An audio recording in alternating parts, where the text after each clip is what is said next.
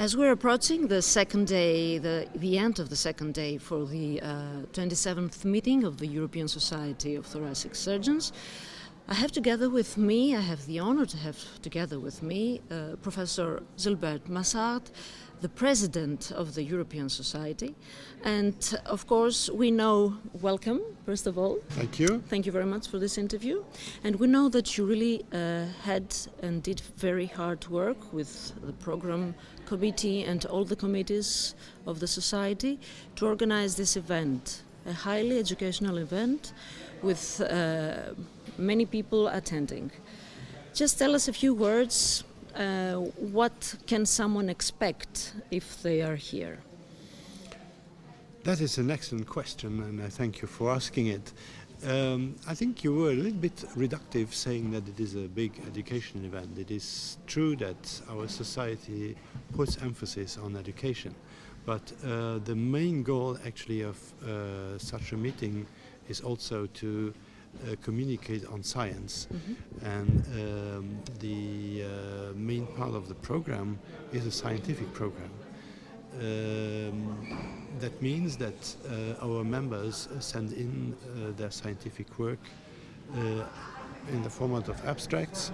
There is a reviewing done by peers and a rating where we list all the abstracts by a score that is obtained by each work, and we select, of course, the best one for the conference. So this is a guarantee for our members that they get beforehand priority information on anything concerning innovation, new pathways of treatments, new ways how to secure safety of patients, and so on. Then the second objective, as you mentioned appropriately, is education. And in this year's program, we point out which are the sessions that are more organized in an educational purpose. This may be during the full-day program, but there is always a particular area that has existed forever, which are the early morning sessions that we call now the Sunrise Academy. And then beyond of this, we have some innovation this year that has existed as an embryo during previous years, but which has really exploded this year to a full-term pregnancy, if I can take this comparison. That is our training village, where industry shows up in the exhibition hall, no longer distributing post-its, pens, chewing gum, but organizing hands-on sessions available for all of our members. That is what we call the ESTS Training Village, and I invite anybody to visit this and maybe even to give feedback to ESTS leadership, so that we better know what was right, what was wrong, and what we can do even better next year to match with the need of our members. Anyway, for industry, it is interesting to watch how surgeons use devices, implants, and other things. And for members, it is interesting to get advice from the sales managers. What is the appropriate use of different tools and what is not? So this is the kind of absolutely perfect, how would I say, cooperation between industry and practicing surgeons. Hopefully that this will also imply that industry might make some changes to fit better instruments to the needs. That was what we were talking about, education, but there's perhaps a third aspect that is very important as well, that is everything that concerns advocacy of our profession. What does this mean? Well, we have a lot of threats from outside, contests from patients, fights with administration, questioning from health insurance companies, And everything what our association is doing in this field may help our members. I take for examples, we have set up a European syllabus on thoracic surgery which determines the perimeter of our specialty. So the area of competence of our members is very clearly defined. We have guidelines for many fields in thoracic surgery and pulmonary medicine. These again is protecting both the patients who get care according to these guidelines, assuring them security, pertinence of care, and on the other hand, for the surgeons working within the framework of these guidelines, it's also protecting their securing their personal liability. What else can I say? We have something tremendous, which is the ESTS database, which is an instrument where you can assess your own accuracy in treating patients, because for any procedure you can assess in a few mouse clicks what is your mean mortality rate, complication rate, and so on, and compare this to the mean of the database.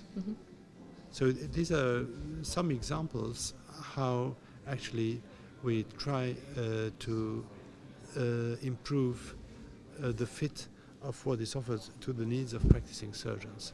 Science, innovation, continuous professional development, and advocacy of the profession. And in the effort of globalizing the society and expanding it year by year, you also collaborate with other societies throughout the world, and you have also signed a memorandum of understanding. The snapshot we got today is that this year's conference gathers more than 1,300 thoracic surgeons. That is a never obtained target, because this is the pure number of surgeons without any, how would I say, without counting the representatives of different companies, who add still 100 or 200 people to this list. Then it is also interesting to see that these 1,300 surgeons come not only from 27 European countries, but from 68 countries worldwide. That means that the European Society of Thoracic Surgeons has become a lead worldwide. It is not only the old European continent, it is North America, it is increasingly South America, it is steeply increasing from the Asian side. So we are in a process of globalization where ESTS stands really as the sole worldwide company for general thoracic surgery, because all other competitors, be it the EACTS in Europe, be it STS or AATS in North America, are mixed companies combining cardiac and thoracic surgery. This is a tremendous achievement for a society that is only 26 years old. So the next development, of course, is to find synergies with other societies, with other surgical societies that is sound, because we are in one profession, we are one family. So we have a long-standing cooperation with the North American societies. We have a long-standing commitment to different national societies. If you look at the roster of our society, we have all these national regions, which are people appointed by national scientific organizations. All this makes already something that works well, but it is still concentrated on thoracic surgery. So what is interesting for us now is in an area where multidisciplinary multidisciplinarity is becoming a legal obligation in many countries. I take the example of France.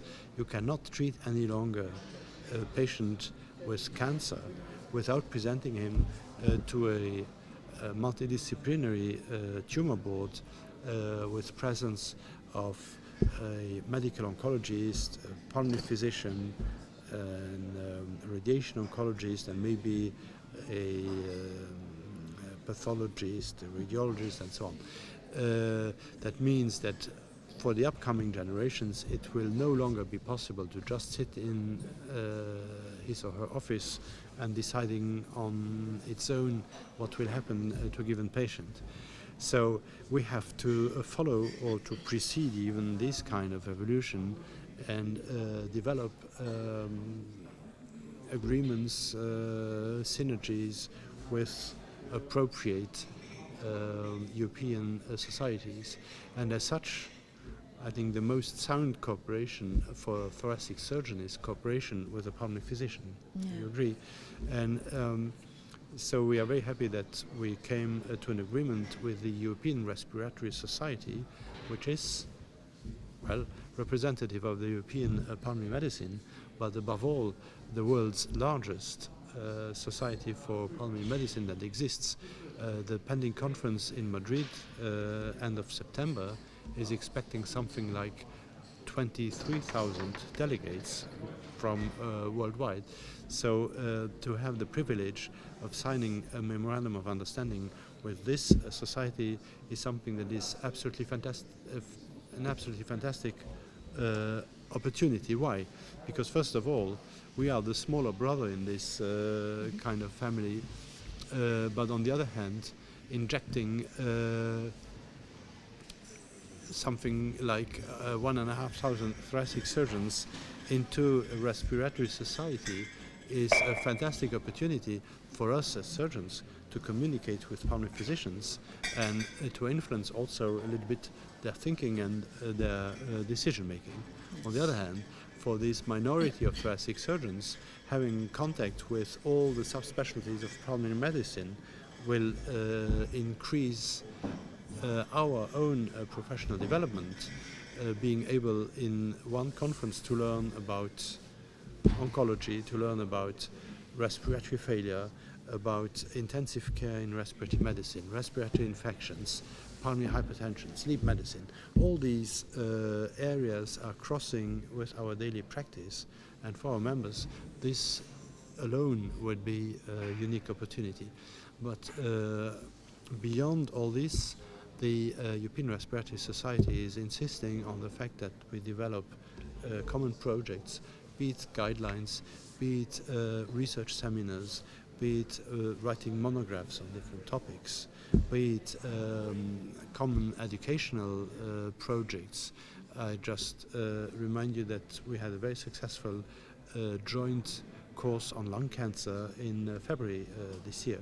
So all this is open not only to leadership but to all members. Mm-hmm. You have an idea, you wish to go into a project, forward it and we will do it.